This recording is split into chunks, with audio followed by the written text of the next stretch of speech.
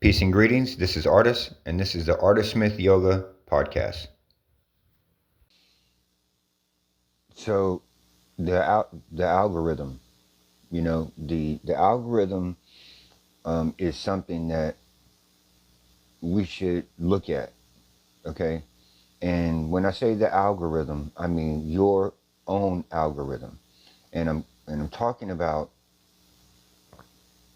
not just the internet, not just social media, but everything, because when you look at the algorithm on social media, it gives you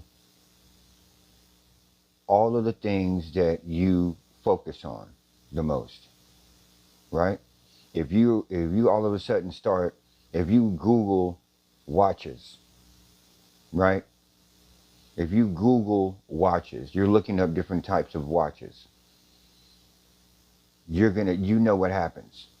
Facebook, Instagram, all of the other social medias start showing you advertisements for watches, right? So whatever you hone in and focus on the internet is going to direct the algorithm.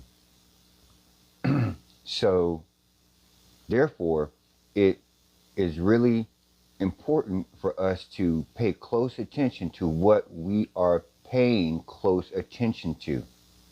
Okay? Paying close attention to what we are paying close attention to.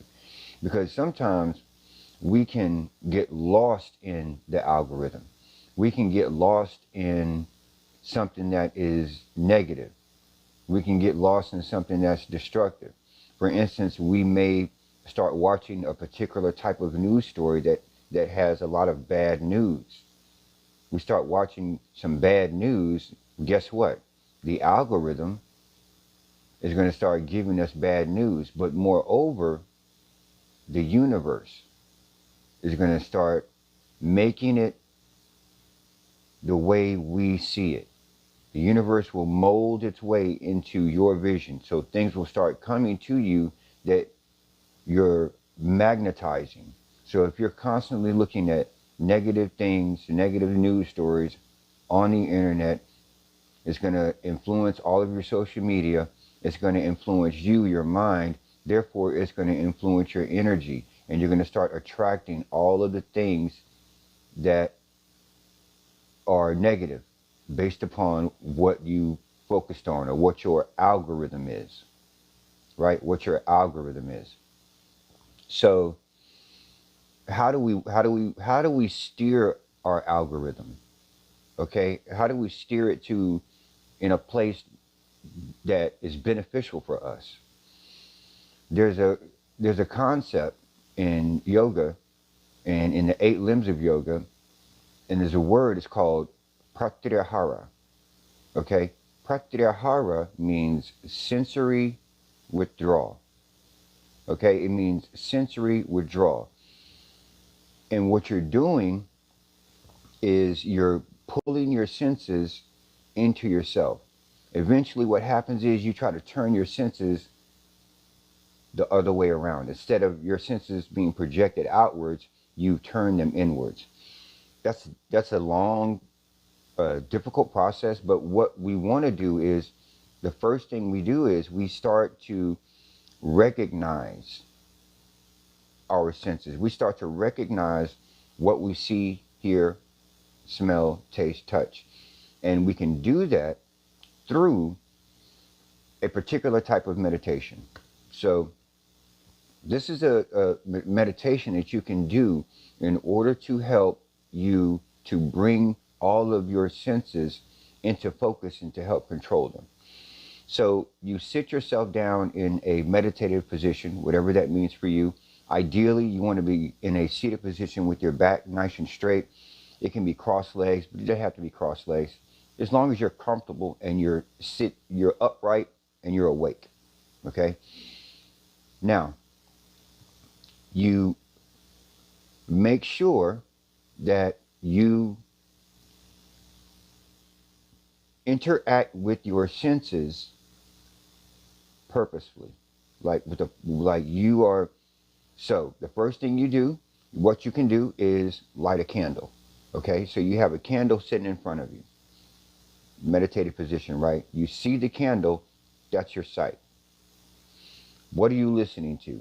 Maybe you're listening to some music that's playing very softly that you like, nothing very loud and boisterous, but something nice and soft in the background that you like. Okay, and to the best of your ability, make sure it's the same type of music every single time. It's almost, if it can be the same song, that's great, but it doesn't have to be, but the same type and style of music. Okay, the next thing is your taste, right? So what I have done in the past is, what I would do is I would just have some tea right before I would sit and do the meditation. I would drink some tea, and the taste of that tea would be in my mouth. Or like a really good thing to do is like a mint, maybe like a mint, or a small maybe a piece of fruit, anything. Put that goes into your mouth. You're tasting that. Okay. So the sight, you're seeing the candle, you're hearing the music, right? You're tasting the fruit, and then the touch. The touch can be different for different folks. What I like to do, and it's kind of a traditional thing, is you do a mudra, and you bring the tips of your fingers together like this, and you let the tips of your fingers touch, right? And you can sit them like right on your knee like that, right? That's your touch. And the last one is the smell. And the smell can be an incense, right? You have an incense burning. So you've got all of your five senses. You are purposely controlling all of your five senses at this point, right? Through this meditation. You've sat down, you've gotten yourself in that meditative position, you're something in your mouth that you recognize, sweet, orange, fruit, whatever. You're hearing music softly playing, you're seeing the candle, you're smelling the incense, and your fingers touching like such. This is one of the ways that you can pull all of your senses under your control, right? And you consistently do this. And try your best to do it every single morning, maybe for just 2 or 3 minutes, maybe 5 minutes, as long as you can. And this is going to help you to recognize the senses. And then you just go out throughout your day, you do that. You do this. You know what I mean? Consciously think about what does that smell? Right? What is that? Because what happens is that once you get the senses under control, you can stop them from controlling you. Okay? Once you get the senses under control, you can stop them from controlling you. Let me give you an example. Someone is cooking something in the kitchen, okay? The first thing is you might hear something going on. What is that? And then you smell something. Oh, someone's cooking something in the kitchen. And then deeper into the smell, it's sweet. And then you get up and you walk into the kitchen and you see, it's cake. And then you eat the cake. Okay? Now, when you start to work with this control of the senses, you hear something going on in the kitchen, it doesn't matter. Because you at that particular moment, you're not in need of anything. You don't need anything. You're content at that particular moment. You're sitting there maybe reading a book or doing whatever you're doing, so you don't necessarily need anything. But you let the senses control you. You hear something in the kitchen, and so you become inquisitive of what's going on in the kitchen. You smell the food cooking, you smell the cake being made, you get up, you see the cake, oh wow, it's cake, you cut the cake, you eat the cake.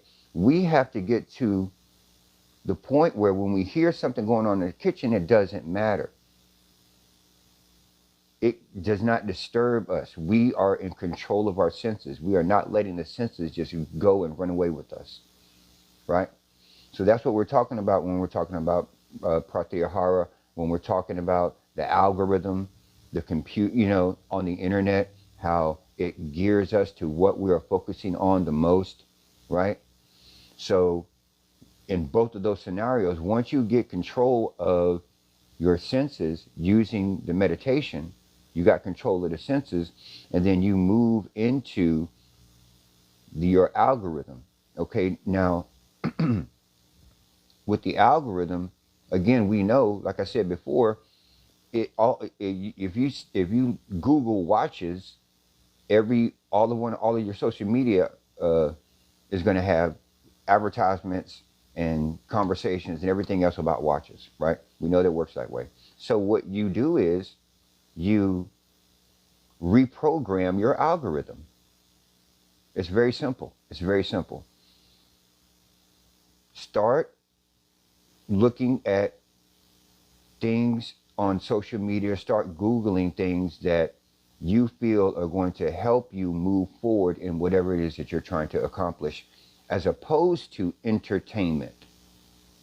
You try, we have to get away from using social media and the internet strictly for entertainment. It needs to be, it's because it's a tool that we can use to progress ourselves. That's just like ChatGPT. I mean, I've had some conversations about ChatGPT with a few different people, and some people say that it's bad, it's not a good thing. And there's things to consider as far as its effect on the environment, but it doesn't hurt to look at it, study it, and understand it. Because if you don't look at it, study it, and understand it, you're gonna get left behind, right? And so that's a whole nother conversation about ChatGPT. But what I was saying was, you want to reprogram your algorithm. How do you how do you reprogram your algorithm? Instead of using the internet, using your social media for nothing but entertainment, use it to help move yourself forward. It's really simple. Google whatever it is that you are working on at this particular moment that's helping you progress. Okay? Maybe you're working on meditation. Maybe you're working on social skills, being able to communicate better with people, right? Maybe your job, there's something particular at your job that you like, you know what, if I master this particular thing, then I can progress in my job. Look that up, right? Let the algorithm work for you as opposed to against you, right? Because it's going to work against you if you strictly use it for entertainment. But if you use it for progressing yourself, for furthering yourself, then you can, it'll be used in a positive way. So pratyahara, is what we're going to use to help us to gain control of those senses. And that's what pratyahara means, control of the senses, that concept, right? You use that meditation. And again, I'll reiterate meditation. You sit, meditative position. You have something you're listening to, maybe soft music, something you're smelling, something, maybe an incense. You see something, maybe a candle burning. You're tasting something, maybe a piece of fruit or a mint or whatever. You're touching something, your fingertips maybe touching together, or your hands just touching your knees. So you've got every one of your senses involved. You're controlling every single one of your senses because you're purposefully directing them. And once you purposefully direct them, you'll have better control of them. It's just like when you're doing yoga. The more yoga you do, the more control you're going to have over your body. Well, the more you sit and meditate and work on your senses, the more control you're going to have over your senses. You'll be able to move them around, gear them to where you want them to go. So that's it on the algorithm, pratyahara, withdrawal of the senses. Um, and you know, it's really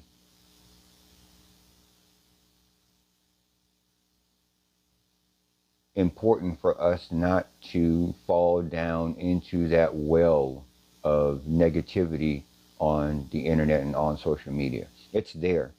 And you want to be informed. Nobody, I'm not, you know what I mean? I don't recommend not listening to any news whatsoever. Of course not. But gear your social media, gear your algorithm towards the things that are going to provide you with the most benefit.